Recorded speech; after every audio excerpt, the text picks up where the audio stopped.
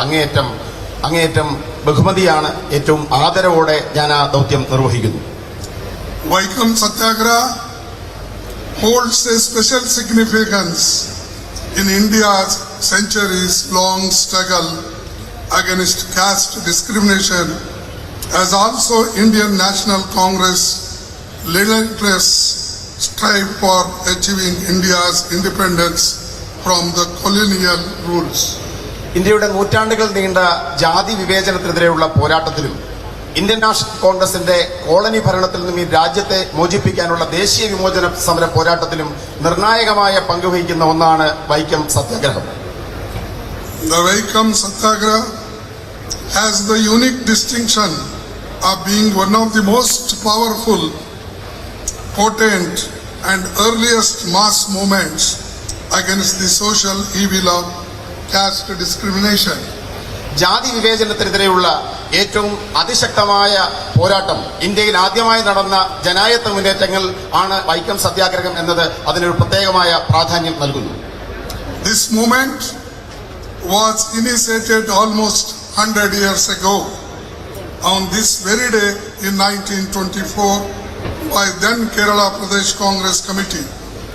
ഇന്നേക്ക് ഏകദേശം ഒരു നൂറ്റാണ്ട് മുമ്പ് ഇതേ ദിവസത്തിൽ അന്നത്തെ പ്രദേശ് കോൺഗ്രസ് കമ്മിറ്റിയാണ് വൈക്കം സത്യാഗ്രഹം എന്ന ഇതിഹാസതുല്യമായ സമരത്തിന് തുടക്കം കുറിച്ചത്. The Vaikam Satyagraha has conceived by Sri T.K. Madhavan, a prominent social worker and Congress leader and a follower of Sri Narayan Guru. Sreenarayana ഗുരുദേവന്റെ ശിഷ്യനും പ്രമുഖനായ സാമൂഹ്യ പ്രവർത്തകനും ഇന്ത്യൻ നാഷണൽ കോൺഗ്രസിന്റെ നേതാവുമായ ശ്രീ ടി കെ മാധവനാണ് വൈക്കം സത്യാഗ്രഹത്തിന്റെ സംയോജകൻ. The protest demanded the right of the untouchables to walk freely on the roads around the Vaikam temple. തൊട്ടുകൂടാത്തവർ എന്ന പേരിൽ അകറ്റി നിർത്തപ്പെട്ട ജനവിഭാഗങ്ങൾക്ക് വൈക്കം ക്ഷേത്രത്തിന്റെ ചുറ്റുമുള്ള വഴികളിലൂടെ നടക്കുവാനുള്ള അവകാശത്തിനു വേണ്ടിയാണ് വൈക്കം സത്യാഗ്രഹ പോരാട്ടം ആരംഭിച്ചത്. In pre-independence India, untouchables were barred from entering the temples.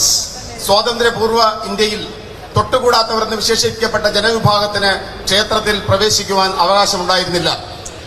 Even Sri Narayan Guru was stopped from using the roads near the temple once. A prominent social reformers, Sri K.P. Keshav Menon and Sri K. Kelappan were also actively associated with this movement. എന്തിനേറെ പറയുന്നു, ശ്രീനാരായണ ഗുരുദേവന് പോലും ഒരിക്കൽ വൈക്കം ക്ഷേത്രത്തിന്റെ ചുറ്റുവട്ടമുള്ള വഴികളിലൂടെ നടക്കുവാനുള്ള അവകാശം നിഷേധിക്കപ്പെട്ടിരുന്നു. പ്രമുഖരായ സാമൂഹ്യ പരിഷ്കർത്താക്കൾ ശ്രീ കെ കേളപ്പനും കെ പി കേശവ മേനോനും വൈക്കം സത്യാഗ്രഹത്തിന് നേതൃത്വം കൊടുത്ത പ്രമുഖരായ വ്യക്തികളാണ്. Being most prominent, NSS leader Sri Mannat Padmanabhan led a jatha supporting Vaikam Satyagraha. Vaikom സത്യാഗ്രഹത്തെ പിന്തുണച്ചുകൊണ്ട് പ്രമുഖനായ മുന്നോക്ക സമുദായ നേതാവ് ശ്രീ മന്നത്ത് പത്മനാഭൻ വൈക്കത്തു നിന്നും തിരുവനന്തപുരത്തേക്ക് സവർണ ജാഥ നയിച്ചു. Known as Swarna Jatha, this Padayatra was from Vaikam to Trivandrum. He submitted a memorandum signed by 23,000 upper caste people in support of demands of Vaikam Satyagraha. സവർണ ജാഥ എന്ന് പേരിട്ട ഈ ഐതിഹാസികമായ യാത്ര വൈക്കത്തു നിന്നും തിരുവനന്തപുരത്തെത്തി 23,000 സവർണ സമുദായങ്ങൾ ഒപ്പിട്ട വൈക്കം സത്യാഗ്രഹത്തെ പിന്തുണയ്ക്കുന്ന ഹർജി സമർപ്പിക്കപ്പെടുകയുണ്ടായി. The Satyagraha had all the support and blessings of Sri Narayana Guru. Sreenarayana ഗുരുദേവന്റെ എല്ലാ അനുഗ്രഹവും പിന്തുണയും ഈ സത്യാഗ്രഹത്തിനുണ്ടായിരുന്നു. The watershed movement set the tone for social reforms in India. It had the blessings of none other than Mahatma Gandhi ji, who himself visited Vaikam in 1925. ഇന്ത്യയിൽ സാമൂഹ്യ മാറ്റത്തിന്റെ വലിയ തുടക്കം കുറിച്ച വൈക്കം സത്യാഗ്രഹം എന്ന ഈ ഉജ്ജ്വലമായ സമരത്തിന് മഹാത്മാഗാന്ധി എന്ന മഹാനായ നമ്മുടെ നേതാവിന്റെ എല്ലാ പിന്തുണയും അനുഗ്രഹവും നേതൃത്വവും ഉണ്ടായിരുന്നു. He wrote in favor of temple entry during the Satyagraha. സത്യാഗ്രഹത്തിന്റെ കാലഘട്ടത്തിൽ അദ്ദേഹം ക്ഷേത്രപ്രവേശനത്തിന് അനുകൂലമായി എഴുതുകയുണ്ടായി.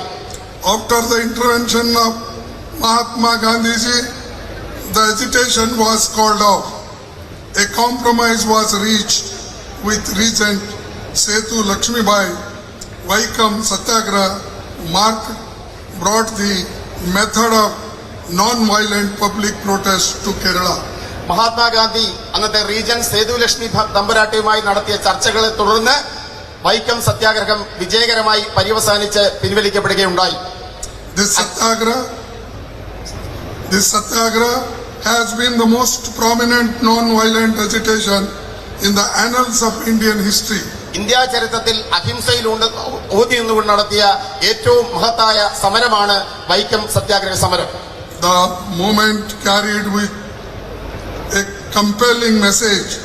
It enthused people all across India, hailing from different castes and religions, to be a part of this movement to open temple gates for everyone.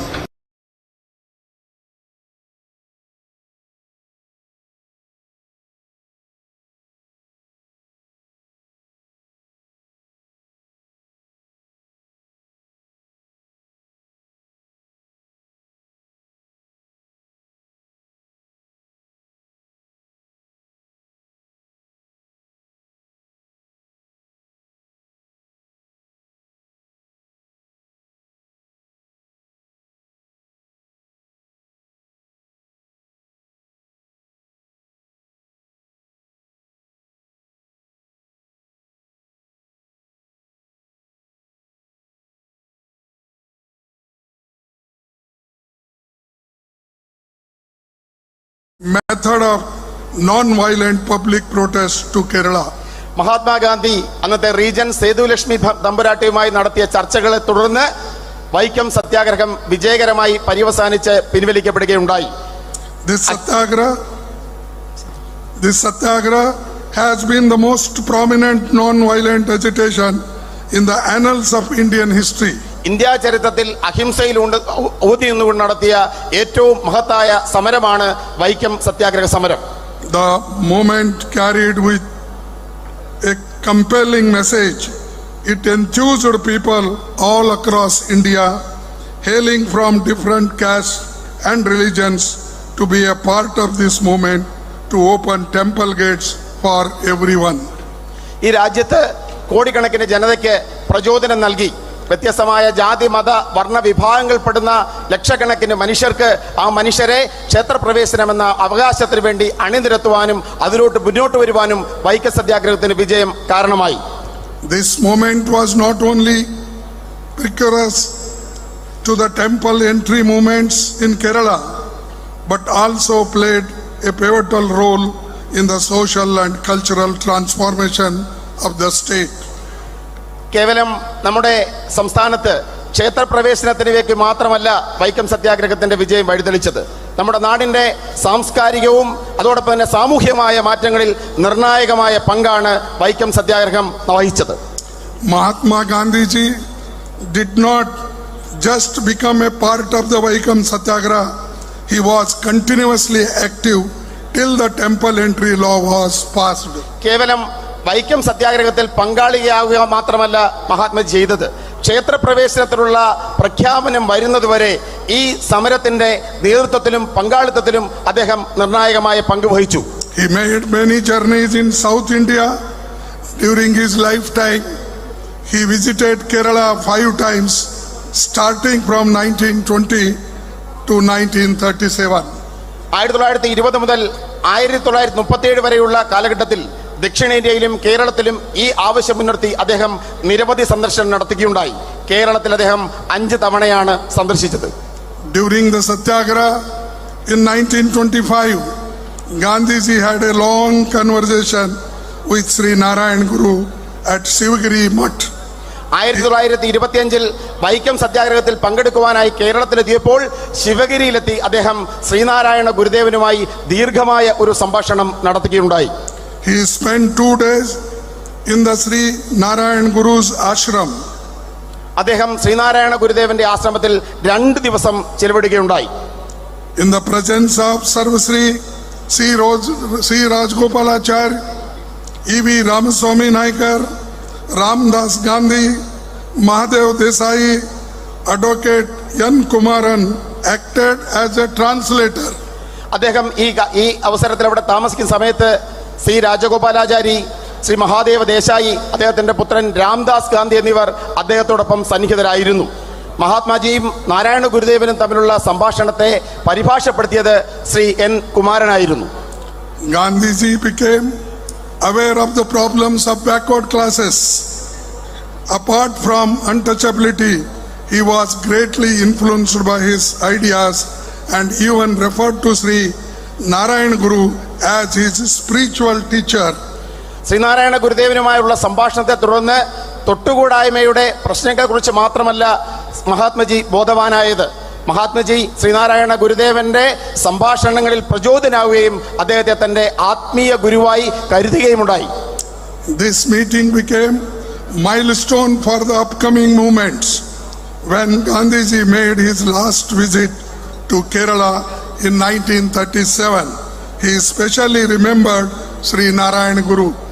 മഹാത്മജിയുടെ ജീവിതത്തിലെ നിർണായകമായ ഒരു മുഹൂർത്തമായി ഈ സംഭാഷണം മാറുകയുണ്ടായി.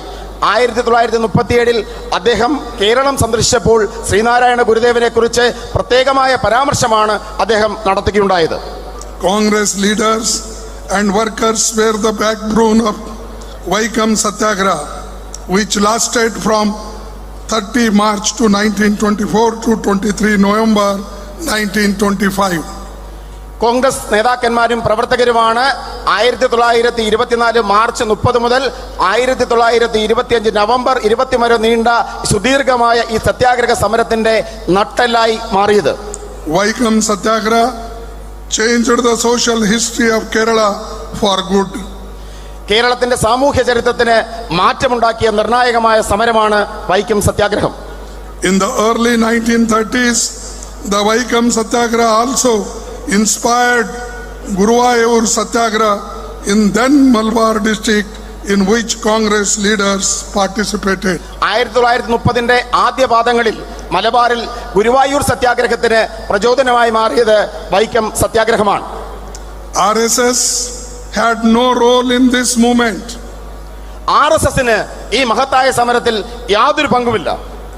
RSS came into existence only in September 1925.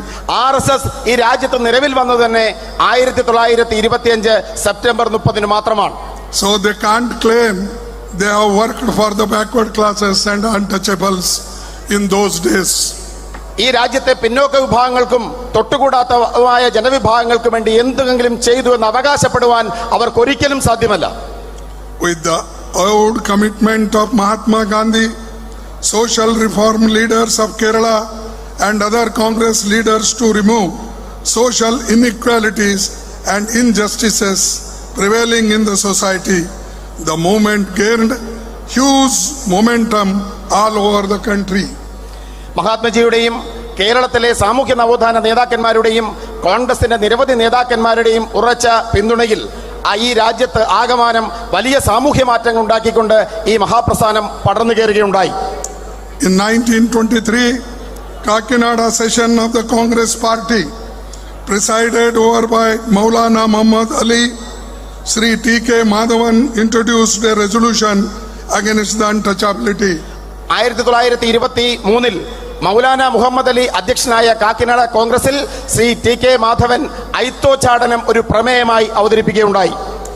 Later, in December 1924, a detailed resolution against untouchability was passed in Belgaum session of Congress, where Mahatma Gandhi got elected as Congress president in 1924, which falls in my state.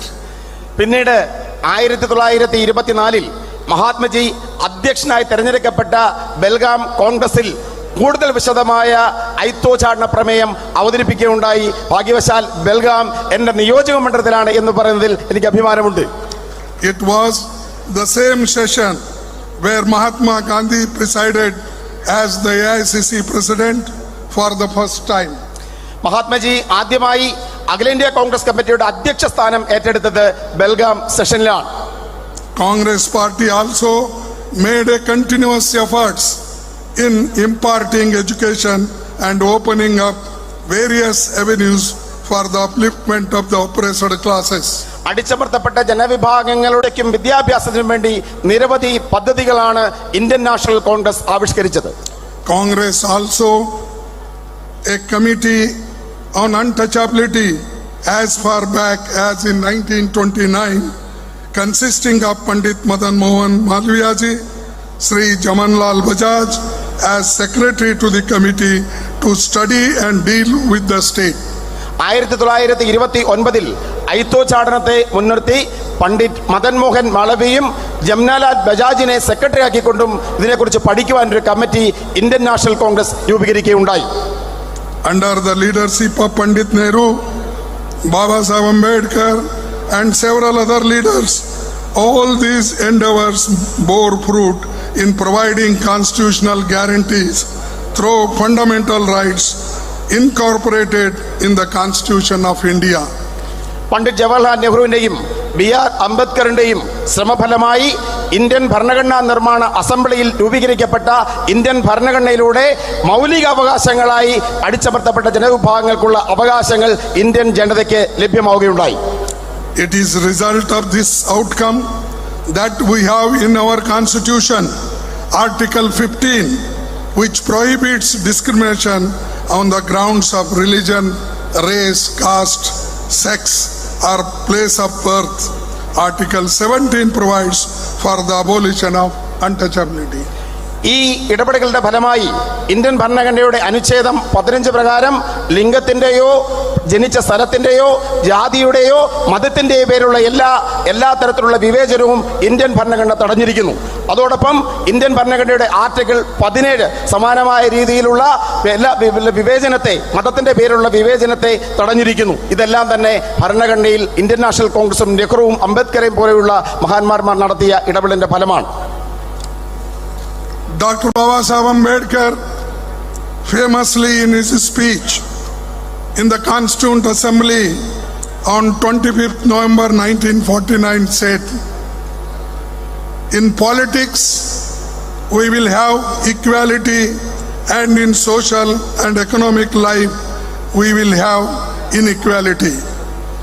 1949 November മാസം 25-ാം തീയതി Indian ഭരണഘടനാ അസംബ്ലിയിൽ doctor BR. Ambedkar നടത്തിയ ചരിത്രപ്രസിദ്ധമായ പ്രസംഗം. അദ്ദേഹം പറഞ്ഞു, നമ്മുടെ രാഷ്ട്രീയത്തിൽ നമുക്ക് തുല്യതയുണ്ട്, എന്നാൽ നമ്മുടെ സാമ്പത്തിക രംഗത്തും സാമൂഹ്യ രംഗത്തും ഈ തുല്യത നമുക്ക് അവകാശപ്പെടുവാൻ സാധ്യമല്ല. In politics we will be recognizing the principles of one man, one vote and one vote, one value. രാഷ്ട്രീയത്തിൽ നമ്മൾ അംഗീകരിക്കുന്നു, ഒരു വ്യക്തിക്ക് ഒരു വോട്ടാണുള്ളത്, ഒരു വ്യക്തിയുടെ വോട്ടിന് ഒരേ മൂല്യമാണുള്ളത്. In our social and economic life we shall, by reason of our social and economic structure, continue to deny the principle of one man, one value.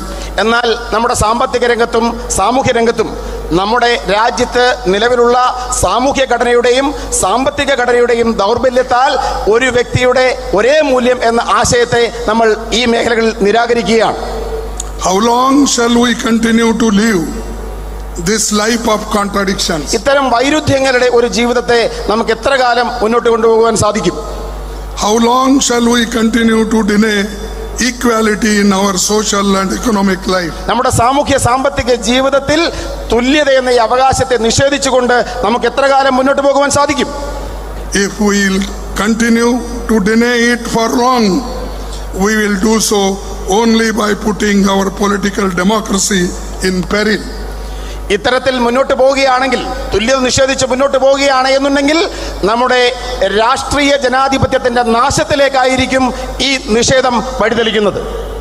If we continue to deny it for long, we will do so only by putting our political democracy in peril, and we must remove this contradiction at the earliest possible moment, or else those who suffer from inequality will blow up the structure of political democracy which this assembly has to laboriously build up. നമ്മുടെ സാമൂഹ്യ സാമ്പത്തിക ജീവിതത്തിൽ തുല്യത നിഷേധിച്ചുകൊണ്ടുള്ള പ്രവർത്തനങ്ങളുമായി നമ്മൾ മുന്നോട്ട് പോയാൽ ഏത് വ്യക്തികൾക്കാണോ ഈ സാമൂഹ്യ നീതിയും സാമ്പത്തിക നീതിയും നിഷേധിക്കപ്പെടുന്നത് അവരുടെ രോഷത്തിൽ ഈ രാഷ്ട്രത്തിന്റെ രാഷ്ട്രീയ ജനാധിപത്യം തകരുന്നതിന് നമ്മൾ സാക്ഷ്യം വഹിക്കേണ്ടി വരും. Nearly 100 years ago, persons from oppressed classes treated as untouchables could not even access drinking water, roads, public places, leave aside temples. 100 വർഷങ്ങൾക്ക് മുമ്പ് തൊട്ടുകൂടാത്തവരെന്ന് മുദ്രകുത്തപ്പെട്ടിരുന്ന ജനവിഭാഗങ്ങൾക്ക് കുടിവെള്ളത്തോടോ കുടിവെള്ളം എടുക്കുവാനോ ക്ഷേത്രങ്ങളുടെ പരിസരത്ത് താമസിക്കുവാനോ വഴി നടക്കുവാനോ പോലുള്ള അവകാശങ്ങൾ ഉണ്ടായിരുന്നില്ല. It is a matter of immense satisfaction that we have made significant progress in this area. നമുക്ക് അങ്ങേയറ്റം സംതൃപ്തിയോടെ പറയാൻ സാധിക്കും ഈ മേഖലയിൽ വമ്പിച്ച പുരോഗതി കൈവരിക്കുവാൻ നമുക്ക് സാധ്യമായിട്ടുണ്ട്. We see people from oppressed classes hold high positions at various levels. നമ്മൾ കാണുന്നു ജീവിതത്തിന്റെ വിവിധ തലങ്ങളിൽ അടിച്ചമർത്തപ്പെട്ട ജനവിഭാഗങ്ങളിൽ നിന്നുള്ള വ്യക്തികൾ ഉന്നത സ്ഥാനങ്ങളിലേക്ക് കടന്നു വന്നത് നമ്മൾ കണ്ടുകൊണ്ടിരിക്കുന്നു. Because of Indian Constitution and democracy, a K.R. Narayanan like persons became the President of India. Indian ഭരണഘടന, ഇന്ത്യൻ ജനാധിപത്യത്തിന് കരുത്തേകുന്ന ഇന്ത്യൻ ഭരണഘടനയും ജനാധിപത്യവും കാരണമാണ് ശ്രീ KR നാരായണനെ പോലെയുള്ള വ്യക്തികൾ ഈ രാജ്യത്തിന്റെ പരമോന്നത സ്ഥാനത്ത് എത്തിച്ചേർന്നത്. This is because of the progressive ideas and beliefs of Congress leaders and their relentless fight which reflects in the Constitution of India. Indian national Congress നേതാക്കന്മാരുടെ പുരോഗമനപരമായ ചിന്തയും അതോടൊപ്പം അവരുടെ പോരാട്ടവും ഇന്ത്യയുടെ ഭരണഘടന നേടിയെടുക്കാൻ വേണ്ടി നടത്തിയ അത്യുജ്വലമായ സമരങ്ങളുമാണ് ഈ നേട്ടങ്ങൾക്ക് കാരണമായത്. Its provisions of one person, one vote, right to equality and right to equal opportunity. ഒരു വ്യക്തിക്ക് ഒരു വോട്ട്, എല്ലാവർക്കും തുല്യത, അവസരങ്ങളുടെ മൗലികാവകാശം, ഇതൊക്കെയാണ് ഈ രാജ്യത്ത് മാറ്റങ്ങൾ ഉണ്ടാക്കിയത്. ഇന്ത്യൻ ഭരണഘടന ഉറപ്പു നൽകിയ ഈ മാറ്റങ്ങൾ, ഈ അവകാശങ്ങൾ. It also shows the significance of the Vaikam Satyagraha, which is credited as the first anti-caste struggle in India. ഈ രാജ്യത്ത് ജാതിക്കെതിരെയുള്ള ആദ്യ സമര പോരാട്ടമായ വൈക്കം സത്യാഗ്രഹത്തിന് തീർച്ചയായും ഈ മാറ്റങ്ങളുടെ നേട്ടം അവകാശപ്പെടുവാൻ സാധിക്കും. The India that we built stands at crossroads today. It was the Congress party that laid a struggle foundation for a vibrant and thriving democracy. നമ്മൾ ഇത്തരത്തിൽ നേടിയെടുത്ത ഇന്ത്യ ഇന്നൊരു ദശാസന്ധിയിലാണ്, ഒരു പ്രതിസന്ധിയിലാണ്. നമ്മുടെ ഉജ്ജ്വലവും ഊർജ്ജസ്വലവുമായ ജനാധിപത്യം, ഇന്ത്യൻ നാഷണൽ കോൺഗ്രസ് നേടിയെടുത്ത ഊർജ്ജസ്വലമായ ജനാധിപത്യം ഇന്ന് പ്രതിസന്ധി നേരിടുന്നു. We also stood to ensure equality, justice, fraternity and fundamental freedoms for all our citizens. ഈ രാജ്യത്തെ ജനങ്ങൾക്ക് തുല്യതയും നീതിയും സാഹോദര്യവും എല്ലാ മനുഷ്യർക്കും തുല്യമായ അവകാശങ്ങളും ഉറപ്പുവരുത്താനുള്ള പോരാട്ടം ഇന്ത്യൻ നാഷണൽ കോൺഗ്രസ് നടത്തിയിരുന്നു. Now the very foundation of Indian democracy is being attacked on daily basis by those in power. ഇന്ന് ഓരോ ദിവസവും ഈ രാജ്യത്ത് അധികാരത്തിരിക്കുന്നവർ ഇന്ത്യൻ ജനാധിപത്യത്തിന്റെ അടിത്തറ തകർക്കുവാൻ ഓരോ ദിവസവും ശ്രമിച്ചുകൊണ്ടിരിക്കുകയാണ്. Sri Rahul Gandhi ji disqualified from Lok Sabha was the darkest day in the history of Indian democracy. Indian ജനാധിപത്യത്തിലെ ഏറ്റവും കറുത്ത ദിനമാണ് ശ്രീ രാഹുൽ ഗാന്ധി ഇന്ത്യൻ ലോക്സഭയിൽ നിന്നും അയോഗ്യനാക്കപ്പെട്ട ദിവസം. There are various legal issues in the judgment of the trial court. However, those will be dealt with at the appropriate forum by our legal team. ഈ വിചാരണ കോടതിയുടെ നടപടിക്രമങ്ങളിൽ നിരവധി പാളിച്ചകളുണ്ടെങ്കിലും അതെല്ലാം തന്നെ നിയമപരമായി നേരിടുവാനാണ്, അല്ലെങ്കിൽ നിയമത്തിന്റെ പാതയിൽ നേരിടാനാണ് കോൺഗ്രസ് പാർട്ടി തീരുമാനിച്ചിരിക്കുന്നത്. However, BJP government manipulations in the matter must be pointed out. If we see the timeline of the whole case, it could not be clearer than this. എങ്കിലും BJP സർക്കാർ ഈ കേസിൽ നടത്തിയിട്ടുള്ള ഇടപെടലുകൾ, ഈ കേസിന്റെ കാലക്രമം പരിശോധിക്കുമ്പോൾ അവർ നടത്തിയിട്ടുള്ള തെറ്റായ ഇടപെടലുകൾ ജനത്തിന്റെ മുമ്പിൽ വിളിച്ചു പറയുവാനുള്ള തീരുമാനം ഇന്ത്യൻ നാഷണൽ കോൺഗ്രസ് എടുത്തിട്ടുണ്ട്. Modi government deliberately allowed this exercise to play out. Number one, 13th April 2019, Rahul Gandhi makes an election speech in Kolar, Karnataka. 2019 Lok Sabha election സമയത്ത് കർണാടകത്തിലെ കോലാറിൽ രാഹുൽ ഗാന്ധി അദ്ദേഹത്തിന്റെ പ്രസംഗം നടത്തുകയുണ്ടായി. 16th April 2019, BJP MLA files the case in Surat, Gujarat. 2019 April മാസം 16-ാം തീയതി ഗുജറാത്തിൽ നിന്നുള്ള BJP MLA സൂറത്ത് കോടതിയിൽ കേസ് ഫയൽ ചെയ്തു. 7th March 2022, the complainant himself seeks a stay from Gujarat High Court on his own complaint. High Court grants the stay. 2022 March മാസത്തിൽ ഇതേ പരാതിക്കാരൻ ഗുജറാത്ത് ഹൈക്കോടതിയെ സമീപിച്ച് ഈ കേസിന്റെ വിചാരണ സ്വയം കൊടുത്ത കേസിന്റെ വിചാരണ നിർത്തിവെക്കുവാൻ അനുമതി നേടിയെടുക്കുകയുണ്ടായി. 7th February 2023, Rahul Gandhi makes a speech in Lok Sabha exposing the Modi-Adani nexus. 2023 ഫെബ്രുവരി മാസം 23-ാം തീയതി ഇന്ത്യൻ ലോക്സഭയിൽ അദാനിയും നരേന്ദ്രമോദിയും തമ്മിലുള്ള ബന്ധം തുറന്നു കാട്ടിക്കൊണ്ടുള്ള പ്രസംഗം ശ്രീ രാഹുൽ ഗാന്ധി നടത്തി. 16th February 2023, the complainant withdraws his own request for a stay in the Gujarat. 2023 ഫെബ്രുവരി മാസം 16-ാം തീയതി ഗുജറാത്ത് ഹൈക്കോടതിയെ സമീപിച്ച പരാതിക്കാരൻ തന്റെ ഹർജിയിന്മേലുള്ള സ്റ്റേ നീക്കിക്കാട്ടെടുക്കുന്നതിൽ വിജയിച്ചു. 27th February 2023, hearing resumes in the trial court. 2023 ഫെബ്രുവരിയിൽ വിചാരണ കോടതിയിൽ ഈ കേസുമായി ബന്ധപ്പെട്ട വാദം ആരംഭിച്ചു. 27-ാം തീയതി ഫെബ്രുവരി മാസം 27-ാം തീയതി. 23rd March 2023, the trial court convicts Sri Rahul Gandhi ji. ദിവസങ്ങൾക്കകം 2023 March മാസം 23-ാം തീയതി വിചാരണ കോടതി ശ്രീ രാഹുൽ ഗാന്ധിയെ ചുരുങ്ങിയ സമയത്തിനുള്ളിൽ വിചാരണ പൂർത്തീകരിച്ച് ശിക്ഷിച്ചു. Within a matter of 20-25 days, the case is restarted. The hearing is completed. Rahul Gandhi ji handed out a maximum punishment of 2 years. കേവലം 25 ദിവസത്തിനകം കേസ് പുനരാരംഭിച്ച് വാദം പൂർത്തീകരിച്ച് ആ കുറ്റത്തിന് കിട്ടാവുന്ന പരമാവധി ശിക്ഷയായ 2 വർഷം തടവ് ചുമത്തപ്പെട്ട് ശ്രീ രാഹുൽ ഗാന്ധിയെ കോടതി അയോഗ്യനാക്കി. On the same day, Modi ji meets Speaker of Lok Sabha.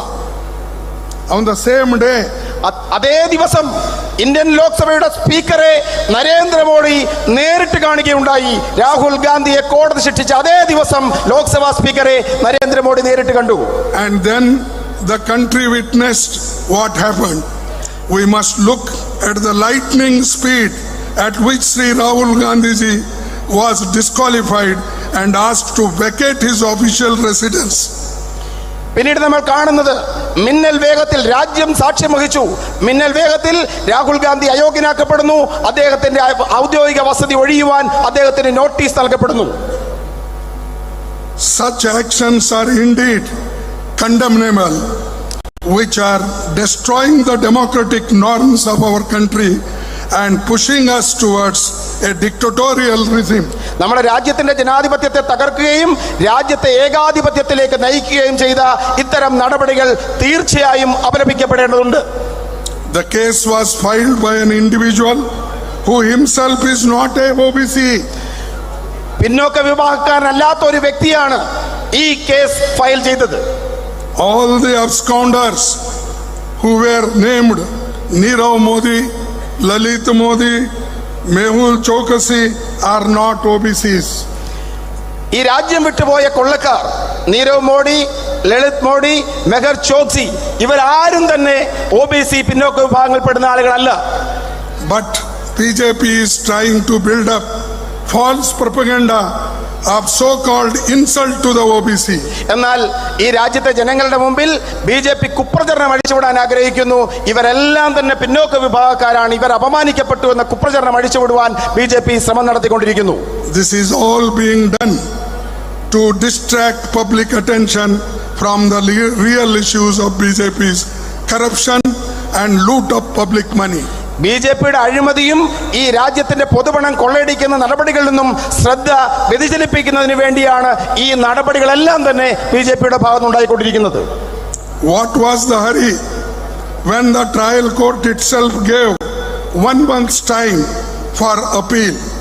This reflects brutal vindictiveness of Modi. വിചാരണ കോടതി തന്നെ അപ്പീൽ നൽകുവാൻ 1 മാസത്തെ സമയം അനുവദിച്ചിട്ടും എന്തായിരുന്നു ഇത്രമാത്രം ധൃതി? രാഹുൽ ഗാന്ധിയെ അയോഗ്യനാക്കുവാൻ ധൃതി കാണിക്കുന്നതിലൂടെ നമുക്ക് അനീതിയാണ് ദർശിക്കാൻ സാധിക്കുന്നത്. It is quite clear why such an action was taken against Rahul Gandhi ji. He asked a few simple questions in parliament. വളരെ നിസ്സാരമായ ചില ചോദ്യങ്ങൾ ഇന്ത്യൻ പാർലമെന്റിൽ ചോദിച്ചതുകൊണ്ടാണ് രാഹുൽ ഗാന്ധിയെ അയോഗ്യനാക്കാൻ നടപടി സ്വീകരിച്ചത് എന്ന കാര്യം പകൽ പോലെ വ്യക്തമാണ്. Which are those questions? I will read one by one. First, Modi ji, please tell on how many occasions has Adani traveled to foreign countries with you? ഈ നിസ്സാരമായ ചോദ്യങ്ങൾ ഞാൻ ആവർത്തിക്കാം. എത്ര തവണ ഗൗതം അദാനി പ്രധാനമന്ത്രി നരേന്ദ്രമോദിക്കൊപ്പം വിദേശ രാജ്യങ്ങൾ സന്ദർശിച്ചു? Second, how many occasions did Adani join the Modi ji latter? എത്ര തവണ നരേന്ദ്രമോദിയുടെ വിദേശയാത്രയിൽ ഗൗതം അദാനി പിന്നീട് വന്നു ചേർന്നു?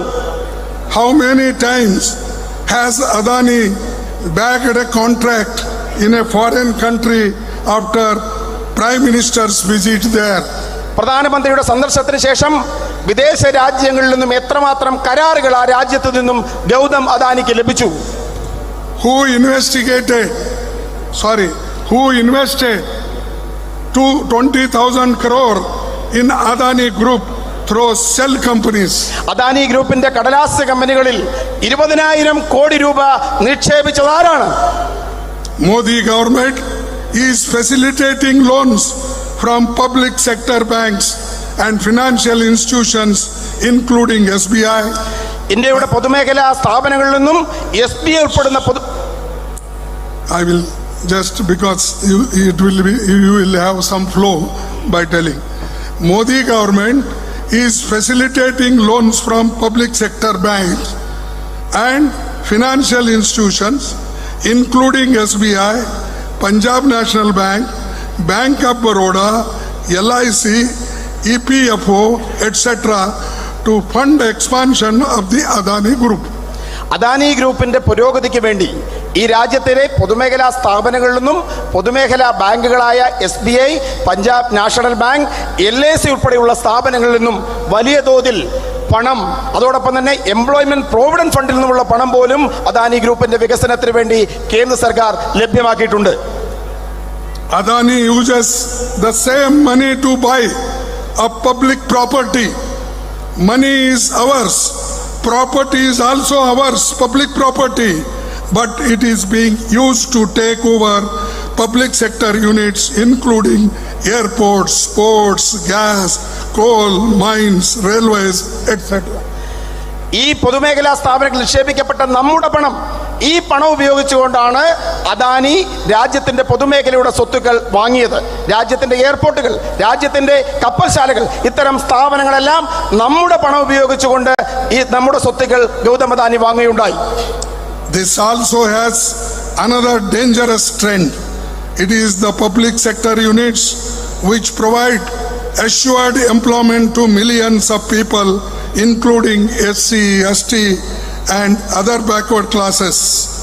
By selling all PUCs, the Modi government is taking away all assured jobs. ഈ രാജ്യത്തെ പിന്നോക്ക വിഭാഗങ്ങൾക്ക് തൊഴിലുറപ്പ് നൽകിയിരുന്നത് പൊതുമേഖലാ സ്ഥാപനങ്ങളാണ്. ഈ പൊതുമേഖലാ സ്ഥാപനങ്ങൾ സ്വകാര്യ വ്യക്തികൾക്ക് വിൽക്കുന്നതിലൂടെ രാജ്യത്തെ കോടിക്കണക്കിന് വരുന്ന പിന്നോക്ക ജനവിഭാഗങ്ങൾക്ക് തൊഴിൽ കിട്ടാനുള്ള അവസരമാണ് നരേന്ദ്രമോദി സർക്കാർ നിഷേധിക്കുന്നത്. Right of reservation of SC, ST and OBC and worsening the employment crisis in the country. രാജ്യത്തെ പിന്നോക്ക വിഭാഗങ്ങൾക്കും പട്ടികജാതി പട്ടിക വിഭാഗങ്ങൾക്കും അവകാശമായിട്ടുള്ള സംവരണം ഇത്തരത്തിൽ നിഷേധിക്കപ്പെടുന്നു. As many as 30 lakh vacancies are currently to be filled in these. 15 lakhs would have gone to reserved categories. നമ്മുടെ രാജ്യത്ത് 30 ലക്ഷത്തോളം തൊഴിൽ അവസരങ്ങൾ രാജ്യത്ത് പൂർത്തീകരിക്കപ്പെടാതെയുണ്ട്. അതിൽ 15 ലക്ഷവും നിഷേധിക്കപ്പെട്ടിരിക്കുന്നത് പിന്നോക്ക ജനവിഭാഗങ്ങൾക്കാണ്, അവർക്ക് കിട്ടേണ്ടതാണ്. Forget creating new jobs. The government has not been able to fill the existing vacancies, nearly 30 lakhs. പുതുതായി തൊഴിലവസരങ്ങൾ സൃഷ്ടിക്കുന്നത് പോകട്ടെ, നിലവിലിരിക്കുന്ന തൊഴിൽ പോലും പിന്നോക്ക വിഭാഗങ്ങൾക്കും അടിച്ചമർത്തപ്പെട്ട ജനവിഭാഗങ്ങൾക്കും കൊടുക്കുന്ന കാര്യത്തിൽ കേന്ദ്ര സർക്കാർ പരാജയപ്പെട്ടിരിക്കുന്നു. I asked Modi, where are your 2 crores jobs per year? Now there should be nearly 18 crores jobs you should have given to the poor people of this country. ഞാൻ മോഡിയോട് ചോദിക്കാൻ ആഗ്രഹിക്കുന്നു, നിങ്ങൾ പറഞ്ഞു പ്രതിവർഷം 2 കോടി തൊഴിൽ നിങ്ങൾ ഈ രാജ്യത്തെ ജനങ്ങൾക്ക് കൊടുക്കും. അങ്ങനെയാണെങ്കിൽ ഈ 9 വർഷം കൊണ്ട് 18 കോടി തൊഴിൽ നിങ്ങൾ കൊടുക്കേണ്ടതായിരുന്നു. എവിടെയാണ് ആ തൊഴിൽ? Where is your 15 lakhs of rupees to each family? ഓരോ കുടുംബത്തിനും നിങ്ങൾ കൊടുക്കാമെന്ന് പറഞ്ഞ 15 ലക്ഷം രൂപ എവിടെ? People put their hard-earned money and life savings in the trusted hands of government funds like LIC, EPF, etc. However, the BJP government has not even spared the money of poor people, ordinary workers and laborers. ഈ രാജ്യത്തിലെ ഏറ്റവും സാധാരണക്കാരും തൊഴിലാളികളും കഷ്ടപ്പെട്ടുണ്ടാക്കിയ പണവും അവരുടെ ജീവിത സമ്പാദ്യവും നിക്ഷേപിക്കപ്പെട്ടിരുന്നത് LICയിലും EPFയിലുമാണ്. നരേന്ദ്രമോദി സർക്കാർ ഈ പണം പോലും ഈ പണത്തെ പോലും വെറുതെ വിടുവാൻ തയ്യാറായില്ല. They are handing over every last penny to their friends on the platter. അവരുടെ ചെങ്ങാത്ത മുതലാളിമാർക്ക് ഇതിലെ ഓരോ പനിയും ഓരോ തുകയും കൊടുക്കുവാൻ അവർ തയ്യാറായിരിക്കുന്നു. In the UPA government, when I was the Union Minister of Labour, we never risked public money. It was during our tenure only that the EPF interest rate was at the record high of 9.5% interest we gave. UPA സർക്കാരിന്റെ കാലഘട്ടത്തിൽ, ഞാൻ തൊഴിൽ വകുപ്പ് മന്ത്രിയായിരുന്ന കാലഘട്ടത്തിൽ, 1 രൂപ പോലും സാധാരണക്കാരന്റെ 1 രൂപ പോലും ഇത്തരമൊരു റിസ്കിന് വിട്ടുകൊടുക്കാൻ ഞങ്ങൾ തയ്യാറായിരുന്നില്ല. അന്ന് EPFന്റെ പലിശ നിരക്ക് 9.5% ഞാൻ ഉയർത്തിയത്. No doubt the entire opposition has come together to save democracy, to safeguard the constitution and fundamental rights enshrined in our constitution, including freedom of speech and expression, in support of Sri Rahul Gandhi ji. ഒരു സംശയവുമില്ല, ഈ രാജ്യത്തെ പ്രതിപക്ഷമെല്ലാം ഒരുമിച്ചിരിക്കുന്നു. ഈ രാജ്യത്തിന്റെ ജനാധിപത്യത്തെ സംരക്ഷിക്കാൻ, ഈ രാജ്യത്തിന്റെ ഭരണഘടനയെ സംരക്ഷിക്കാൻ, ഈ രാജ്യത്തിന്റെ ഭരണഘടന ഉറപ്പു നൽകുന്ന മൗലികാവകാശങ്ങളായ ആശയ പ്രചരണത്തിനുള്ള സ്വാതന്ത്ര്യത്തെ സംരക്ഷിക്കുവാൻ രാഹുൽ ഗാന്ധി എന്ന നേതാവിന്റെ ഈ ജനാധിപത്യത്തെ സംരക്ഷിക്കാൻ പോരാട്ടം നടത്തുന്ന രാഹുൽ ഗാന്ധിക്ക് പിന്നിൽ രാജ്യത്തെ പ്രതിപക്ഷം ഒന്നടങ്കം അണിനിരന്നിരിക്കുന്നു. A nation that was built with the sweat and blood of lakhs of martyrs and freedom fighters is slowly witnessing onslaughts by dictatorial regime. ഈ രാജ്യം സൃഷ്ടിക്കപ്പെട്ട ലക്ഷക്കണക്കിന് രക്തസാക്ഷികളുടെ കണ്ണുനീരും വിയർപ്പും കൊണ്ട് സൃഷ്ടിക്കപ്പെട്ട ഈ മഹത്തായ രാജ്യത്തെ തകർക്കുന്ന ഏകാധിപത്യപരമായ ഭരണകൂടത്തിന്റെ പ്രവർത്തനങ്ങൾക്കാണ് നമ്മൾ സാക്ഷ്യം വഹിച്ചുകൊണ്ടിരിക്കുന്നത്. All our independent institutions are being undermined and destroyed. നമ്മുടെ എല്ലാ സ്വതന്ത്ര സ്ഥാപനങ്ങളും തകർക്കപ്പെട്ടിരിക്കുന്നു, ഇടിച്ചു താഴ്ത്തപ്പെട്ടിരിക്കുന്നു. Despite the grave charges of corruption, fraud, diverting funds to offshore companies on Adani Group and its adverse impact on the Indian economy. Despite the grave charges of corruption, fraud, diverting funds to offshore companies on Adani Group and its adverse impact on the Indian economy, why is Modi ji hell-bent on defending his friend Mr. Adani? നമ്മുടെ രാജ്യത്തിന്റെ പണം ഇത്തരത്തിൽ മാറ്റിയിട്ടും ഏറ്റവും ഭീകരമായ അഴിമതി ആരോപണങ്ങൾ നിലനിന്നിട്ടും തന്റെ ചെങ്ങാത്ത മുതലാളിയായ ഗൗതം അദാനിയെ ന്യായീകരിക്കാൻ എന്തുകൊണ്ടാണ് നരേന്ദ്രമോദി മുന്നോട്ട് വരുന്നത്? People want to know why is their hard-earned money being looted by BJP government? നമുക്ക് ജനങ്ങൾ അറിയാൻ ആഗ്രഹിക്കുന്നു, അവർ കഷ്ടപ്പെട്ട് സമ്പാദിച്ച പണം എന്തുകൊണ്ടാണ് BJP സർക്കാർ കൊള്ളയടിക്കുന്നത് എന്നറിയാനുള്ള അവകാശം ഈ രാജ്യത്തെ ജനങ്ങൾക്കുണ്ട്. For this reason, we are demanding a joint parliamentary probe. അതുകൊണ്ടാണ് സംയുക്ത പാർലമെന്ററി സമിതിയുടെ അന്വേഷണം ഈ വിഷയങ്ങളിൽ നമ്മൾ ആവശ്യപ്പെടുന്നത്. In the Modi-Adani matter, in our demand, is our demand unreasonable? Why is the government running away from the inquiry? ഈ നമ്മുടെ ആവശ്യങ്ങൾ ന്യായമല്ലേ? എന്തുകൊണ്ടാണ് ഈ അന്വേഷണത്തിൽ നിന്നും നരേന്ദ്രമോദി സർക്കാർ ഒഴിഞ്ഞു മാറുന്നത്? When it is time to attack opposition leaders, media houses, NGOs, ED, CBI and Income Tax Department are activated within hours. പ്രതിപക്ഷത്തെയും മാധ്യമങ്ങളെയും ഇവരെ എതിർക്കുന്ന ശക്തികളെയും ആക്രമിക്കപ്പെടുമ്പോൾ മണിക്കൂറുകൾക്കകമാണ് EDയും ഇൻകം ടാക്സും CBIയും രംഗത്തിറങ്ങുന്നത്, കൂടുതൽ ഊർജ്ജസ്വലമായി മുന്നോട്ട് വരുന്നത്. However, when there are grave charges against your friend, all institutions including ED, CBI, SEBI, Finance Ministry, etc. are all found sleeping. എന്നാൽ തന്റെ സുഹൃത്തായ ഗൗതം അദാനിക്ക് നേരെ ആരോപണങ്ങൾ ഉയർന്നു വരുമ്പോൾ ഈ സ്ഥാപനങ്ങൾ EDയും ഇൻകം ടാക്സും സെബിയും എല്ലാം ഉറങ്ങുന്നതാണ് നമുക്ക് കാണുവാൻ സാധിക്കുന്നത്.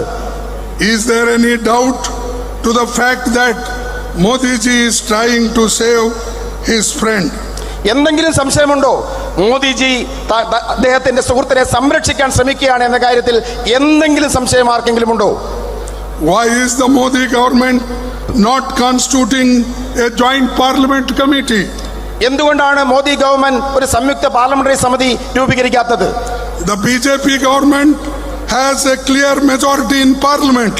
BJP സർക്കാരിന് പാർലമെന്റിൽ വ്യക്തമായ ഭൂരിപക്ഷമുണ്ട്. So clearly BJP will also have a majority members in the JPC. അതുകൊണ്ട് തന്നെ സംയുക്ത പാർലമെന്ററി സമിതിയിൽ BJP അംഗങ്ങൾക്കായിരിക്കും ഭൂരിപക്ഷം എന്ന കാര്യത്തിലും ഒരു സംശയവുമില്ല. Then what is it really that the BJP government fears? പിന്നെ എന്തിനെയാണ് BJP സർക്കാർ ഭയക്കുന്നത്? If the JPC is constituted, all relevant evidence and documents will come before the committee. Ministries, investigating agencies, company officials will all summoned before the committee, will get to know the real factual position and the truth will come out for all to see. ഇത്തരത്തിൽ സംയുക്ത parliamentary സമിതി രൂപീകരിക്കപ്പെടുകയാണെങ്കിൽ ആ സംയുക്ത parliamentary സമിതിക്ക് മുമ്പാകെ രേഖകൾ, അതോടൊപ്പം തന്നെ ഇതുമായി ബന്ധപ്പെട്ട് നിൽക്കുന്ന കമ്പനികൾ, ഉദ്യോഗസ്ഥന്മാർ തുടങ്ങി എല്ലാ കാര്യങ്ങളും രംഗത്ത് വരും. ഇത് ജനങ്ങൾ അറിയാനിടയാകും, ജനസമക്ഷത്ത് മുന്നോട്ട് വരുമെന്നുള്ളത് കൊണ്ടാണ് സംയുക്ത പാർലമെന്ററി സമിതിയെ BJP സർക്കാർ ഭയക്കുന്നത്. Modi ji must come clean on this. Why he is shying away from the setting of the JPC? For the sake of saving his friend, Modi ji is ready to sacrifice everything. Our parliament, democracy, Indian constitution, it does not matter. Can you believe the complete budget session of parliament is being washed out just to save one person, Adani?